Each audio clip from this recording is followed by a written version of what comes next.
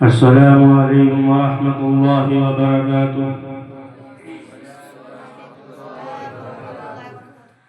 الحمد للہ وکفى وسلام علی عباده الذین اصطفى، اما بعد فاعوذ باللہ من الشیطان الرجیم، بسم اللہ الرحمن الرحیم۔ لو انزلنا هذا القرآن على جبل لرأيته خاشعا متصدعا من خشية الله۔ وقال النبي صلى الله عليه وسلم: اقرأوا القرآن فإنه يأتي يوم القيامة شفيعا لأصحابه، أو كما قال عليه الصلاة والسلام۔ سب سے بڑی عطا خدائے کریم کی، سب سے بڑی عطا خدائے کریم کی وہ دولت ہے جو ہم کو دی قرآن کریم کی۔ اس کی مثال چاہیں تو حشر تک نہ پائیں، اس کی مثال چاہیں تو حشر تک نہ پائیں، پڑھتے رہیں جو اس کو دور ہوں ان کی بلائیں۔ یا الہی تو ہمیں عامل قرآن کر دے، یا الہی تو ہمیں عامل قرآن کر دے، پھر نئے سرے سے مسلمان کو مسلمان کر دے۔ وہ پیغمبر جسے سرتاج رسول کہتے ہیں، وہ پیغمبر جسے سرتاج رسول کہتے ہیں، اس کی امت کو ذرا تابع قرآن کرتے۔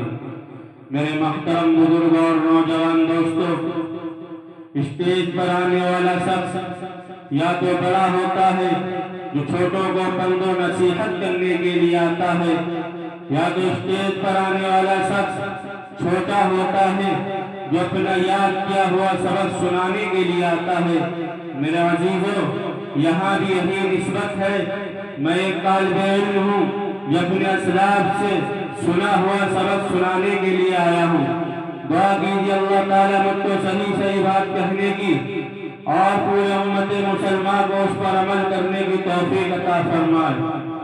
میرے محترم بزرگ اور نوجوان دوستو، قرآن پاک ایک مکمل دستور حیات ہے جس کی تعلیمات مکمل طور پر فطرت انسانی اور عقل سلیم کے عین مطابق ہے۔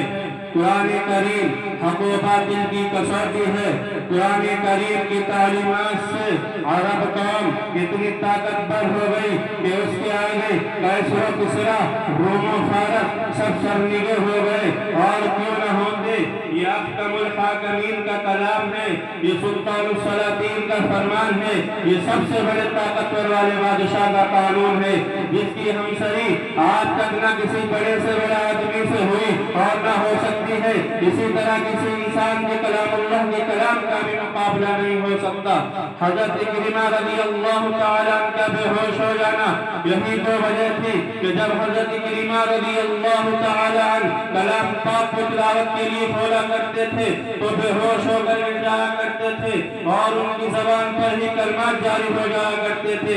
ھذا کلام ربی، ھذا کلام ربی، یہ میرے رب کا کلام ہے، یہ میرے رب کا کلام ہے، میں اس کو اپنی زبان سے کیسے ادا کر سکتا ہوں؟ یہی وہ کتاب ہدایت ہے جس کے نازل ہونے کی خوشخبری تمام سابقہ انبیاء علیہ السلام نے دی۔